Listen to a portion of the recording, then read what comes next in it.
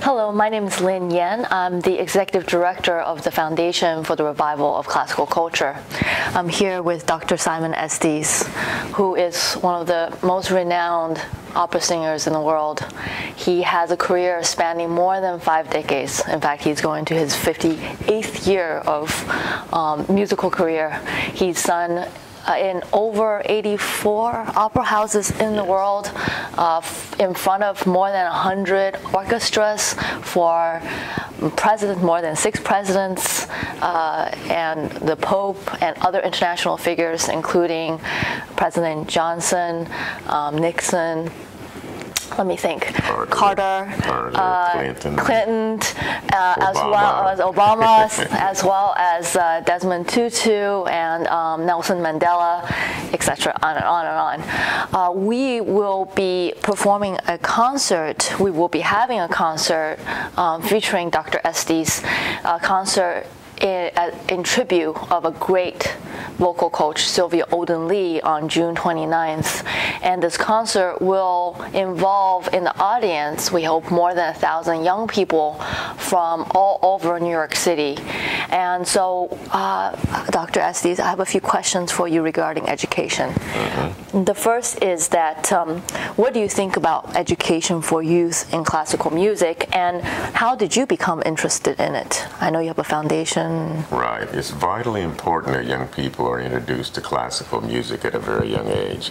Not only is it something that will motivate the talents that many of them have that they don't know that they have it, and also we know that when children are at a young age are introduced to classical music, generally speaking, they do better academically in school. They're involved in far fewer problems of juvenile delinquency. So it is vitally important for young people to get involved with classical music. You have something, you had your teacher, your first vocal teacher was quite an amazing individual. He was. He's still alive. He's 90 years of age, Charles Kellis, and I believe God sent him to the University of Iowa in 1961 to discover me. That's how important I tell young people that teachers are in many different other areas, because teachers are there because they want to educate us. And this man knew about classical music and opera, and he said, you have a voice to sing opera. I'd never heard any opera in my life. So without this teacher, young people, remember that. Teachers are vitally and so important, and so is education. You were 18 or 20 the first time you heard? No, when I first started working with Mr. Kellis, I was 23. Wow. I was 20. Wow. And that's the first time I was ever introduced to classical music. That's amazing. That's wonderful. Thank you. The second is, my question is, what is the difference between classical music in Europe and United States, or versus United States and other country? Well, first of all, most classical music, even pre-Baroque and then Baroque and the Romantic period, and then the classical period, most of this music was composed in European countries by Europeans. And so they have had a longer history of this type of music, especially in terms of performing it, than the United States, because so many of those composers were 400 years ago in the United States, which is very young. So it has been vitally important in the classical field of music. Right, exactly. I know that you told us, and Sylvia Olden-Lee's grandfather was born a slave on the Olden plantation, escaped to the north and joined the Union Army, and your grandfather was also born a slave. And you said, with the sales paper for $500, is that right? My grandfather was sold for $500. Wow. He was born in Virginia in 1837. That's amazing. And here I am, somewhat free and an opera singer. Yeah, but and yet you've sung in the major opera house, all the major opera houses throughout the world. How has that provided you? What has provided you with the inspiration to do what you do and have a life so very different and so vastly? You know what I have to say? It really goes back to Charles Kellis, this man who introduced me to classical music. I knew nothing about opera. He loaned me recordings of famous opera singers and a symphonic recording also, so that I would have experience with this type of music, which I had not had any exposure to.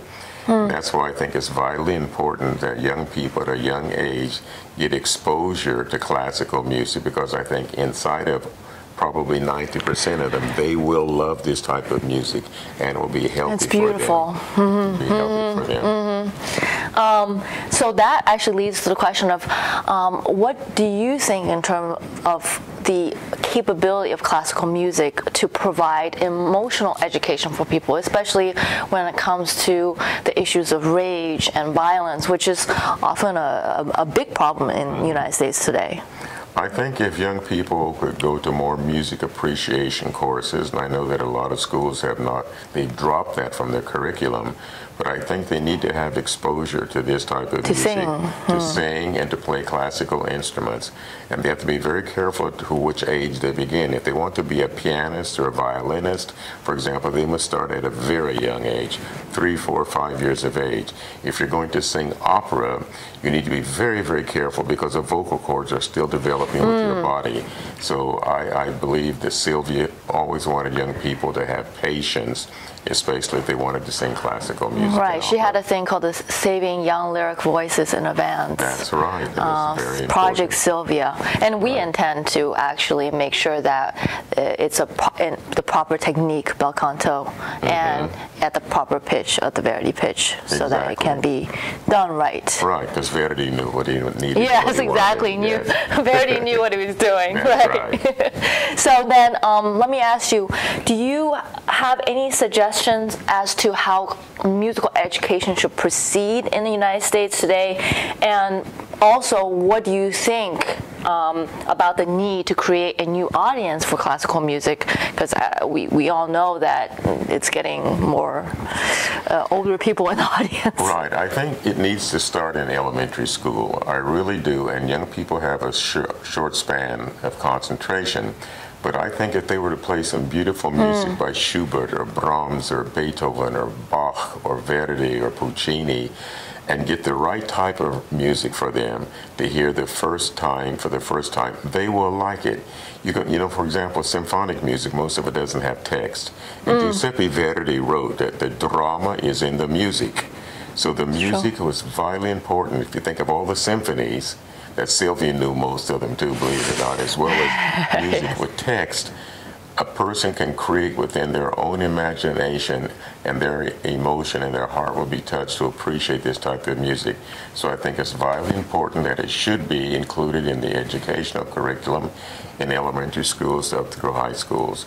And I think that if we can get young people to attend these concerts, they need to be motivated and inspired by performers such as myself, or people within a community to make sure that these young people go to the New York Philharmonic Orchestra, go to the Metropolitan Opera. Sure, I'm not going to tell them to start out with Wagner and the Ring Cycle, but go to the Magic Flute, go to the Marriage of Figaro, go and listen to some of Tchaikovsky's music, where he even had ballets, dancing. I guarantee you that most of the children will love this music, and it'll be very important in the development of their character, their personalities, their hearts, their souls, and their minds. And practice it as well. Practice it. Practice, yes, and yes. be uplifted. Right. Can you perhaps say something to our audience of young people and their parents and teachers about the importance and about this concert that we're going to be having at Carnegie Hall in Stern for Sylvia? Yes, I'd like the young people to know that that music knows no color. It has no boundaries. It is a gift that God has given people, whether they're composers or singers or instrumentalists. And let the young people know that by coming to this concert, you're going to hear some diversified classical music. The spirituals included. The spirituals will be included, which is a different part of American culture and history, as well as composers such as Giuseppe Verdi or Mozart and other composers, and to realize that they too can sing and perform that music, whether it's with a human voice or with a piano, with other instruments. Thank you, sir. Thank you, and I wish your foundation great Well, we success look forward in the to seeing future. you in June. Thank you.